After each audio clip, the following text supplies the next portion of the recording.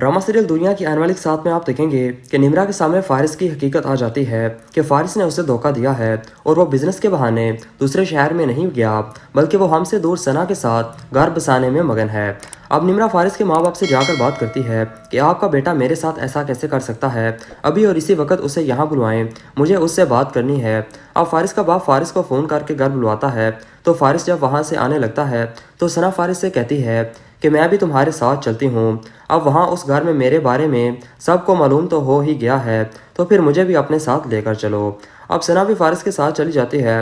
अब फारिस जब सना को लेकर घर पहुँचता है तो निम्रा फारिस से कहती है कि ये है तुम्हारा बिजनेस जिस पर तुम मेहनत कर रहे थे और हम सबसे झूठ बोल रहे थे। जिस पर फारिस आगे से कहता है कि इसमें इतना हंगामा करने वाली कौन सी बात है, दूसरी शादी करना मेरा मजहबी और कानूनी हक है और मैंने सिर्फ अपना हक इस्तेमाल किया है।